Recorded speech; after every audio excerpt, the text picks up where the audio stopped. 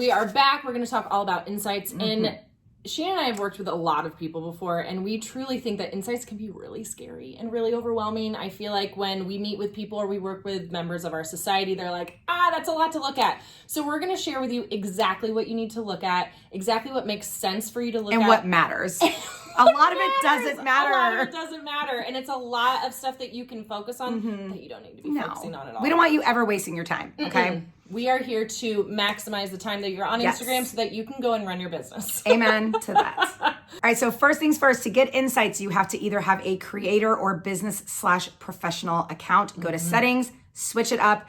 And it usually takes about a week or two to gather all that data. Yeah. If you do, just so you know, switch from a professional business account to creator, your insights will reset. Yeah. So one of the first things Emily and I do when we meet with clients, whether it's management, I do a lot of management, she does a lot of consulting, is we check their insights to see what's working, because why keep creating content that's falling flat? Why reinvent the wheel? See what your audience is already reacting to, and it will probably blow your mind what's already doing well. And then that way you can keep creating more of that. You'll know what you need to continue to do and maybe something that you need to stop doing. Yeah. We see a lot of that too. For ourselves included. I love going through to see what the content interactions have been. Because sometimes what I thought might really kill it doesn't. So don't do it again. Your insights tell you everything you need to know about what your audience is hoping to get from you. So we're going to dive into insights right now so that you can know exactly where to tap to find out the numbers that are actually important. All right, first you're going to go to your profile and tap the little hamburger at the top, the 3 lines, and then tap insights. Next, you are going to choose last 30 days because you really want to see all of your content and how things are going, and scroll down to content you shared. What's cool about this is Instagram gives you several options here. So if you want to look at reach, if you want to look at the most comments, the most impressions it received, the post interactions. I usually like to look at post interactions because it gives you an overall, the amount of engagement. And right there, you can see exactly what Emily's top posts have been in the past 30 days. Now, right away, I can already see that behind the scenes photos of Emily showing her face and carousel posts and quotes perform best for her, which is typically most accounts. And if you want to see the theme of the post, go through and see what she discussed to be like, okay, well, that obviously worked. Let's do more content just like this. All right, the second biggest thing that we like to check for clients and ourselves is what time to post. We talked about this in a previous YouTube video. Be sure to check it out as far as boosting engagement.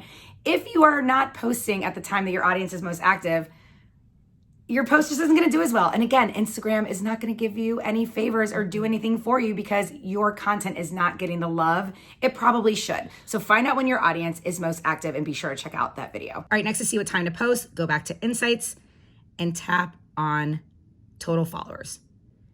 Scroll to the very bottom to see times of day. Depending on the day, you can see exactly what time is best to post. Now, another thing we want to make sure you note is if you tap this little info button, you can see right there that these times are tracked in Pacific Standard Time. So keep that in mind. Now, the last thing we like to look at in insights for ourselves and clients is actually a metric that no one can see but you. And to us, it's kind of the most important. I know, we both know you guys want to grow your follower count, of course, but these metrics actually will help you understand what your audience is truly doing so that you can make more money. Yes. And those 2 metrics are profile visits, website taps. Yes, that's where the money comes in. And we're going to show you how to do it right now. Let's get to it. Okay, now let's check out what type of content Emily is sharing that is sending people to her profile, new visitors, and also sending people to her website. So we're going to go to Insights, last 30 days, and go back to content you shared. From the drop down, scroll to the bottom and tap website taps. Right here, we can see exactly what posts of Emily's sent people to her website.